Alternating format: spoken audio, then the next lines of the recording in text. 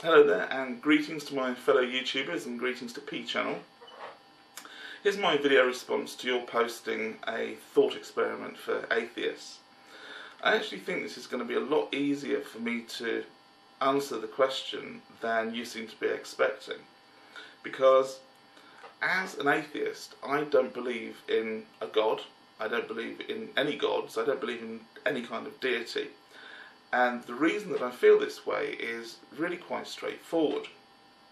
It boils down to the fact that my approach to critical thinking works in such a way that it will give credibility to any kind of objective claim that's made, providing there's sufficient evidence to provide a plausible explanation for that claim.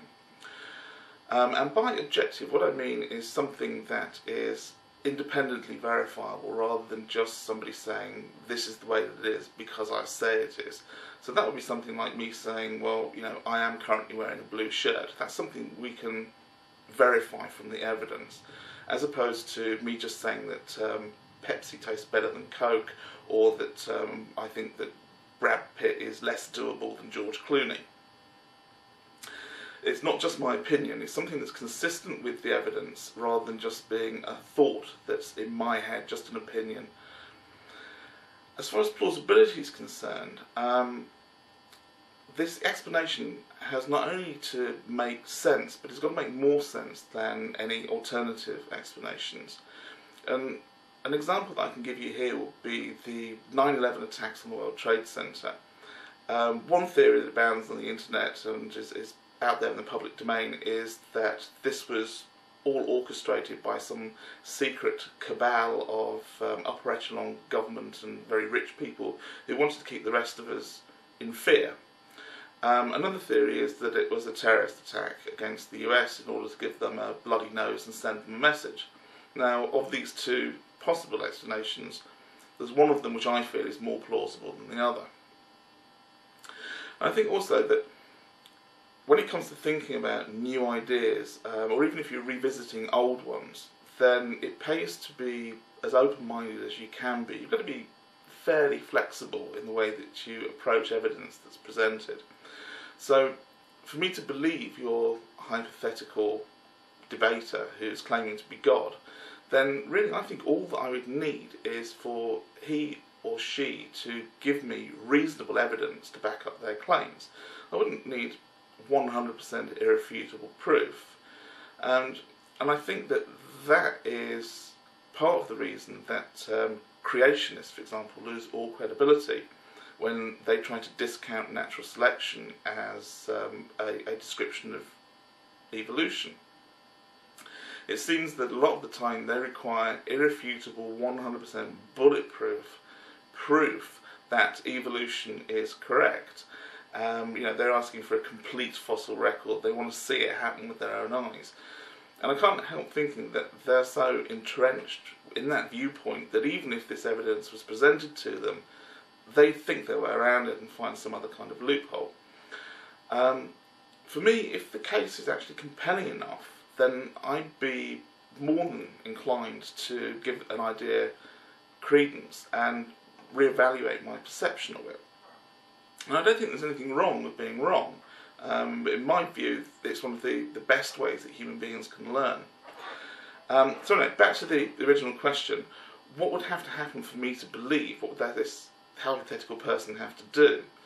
Well, I think probably the most straightforward and easiest way for this God being to make me believe would just be to mess around with my brain processes and change my thoughts so that, you know, I believed. Okay, so this doesn't really prove anything, but I don't suppose that would matter in the end because it achieves the same result, you know, I believe.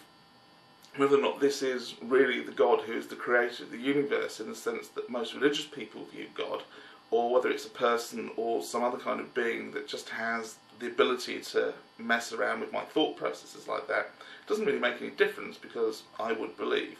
So let's just throw that away as a null argument for now, and assume that this God actually believes in free will, which seems to be at the root of a lot of religious thinking, and for me to believe it has to be my choice rather than me being coerced or forced in or tricked into it. So in this case, I think you're probably right. You're on the right track with the idea of a miracle. A miracle or a set of miracles would do it for me.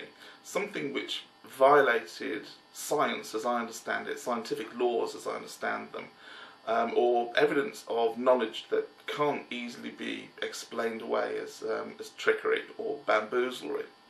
So, things like turning water into wine, making the Statue of Liberty disappear, walking on water, they're not going to cut it. And also, I don't think just one miracle is going to do it either. Any more than just one piece of evidence is going to be enough proof to validate a scientific theory.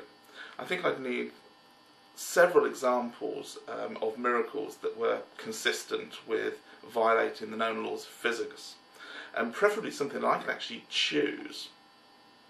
So, how about rearranging all the craters on the moon so that they spelled out, "I am God, believing me, I exist." And doing that permanently. No real damage done to anybody apart from changing the landscape of the moon, where nobody lives anyway. And those craters would have to be the original craters, just moved around. No polishing the moon off and then drilling some message back on there. Or curing everybody in the world of HIV and cancer and all the other horrible diseases, malaria, everything. Just bang, like that, done. Or something really immensely powerful, like moving our entire solar system from its current position to a faraway galaxy, and doing it safely so that it compensates for things like changes in angular momentum around the galactic hub, and we don't get squashed by the acceleration of zipping 10 million light years off in another direction. So that really, from our perspective, all that changes is our vantage point in the cosmos, so everything just changes permanently. For me, that's going to be fairly compelling evidence that, if this being isn't God, then they're pretty powerful. It's not 100% proof that this is the same being that created the universe, but it does give that claim some more credence. And as I've said, I don't think that 100% proof positive is necessary, just enough evidence to back up the claims. Now, what I'd actually like to do here at the end of this post is just slightly rework your question. And I'd like to propose this as a thought experiment. So let's assume that you are a Christian and that the person in your hypothetical debate claims to be Allah. What would he or she have to do to convince you that Muhammad was the true prophet and that Jesus is not, in fact, the route to eternal life? Or if you're a Muslim, vice versa. And I'd expect that would be an easier question for you to answer, really, because as a theist, you're already halfway there. You already believe in God. So what it's going to boil down to is, which God?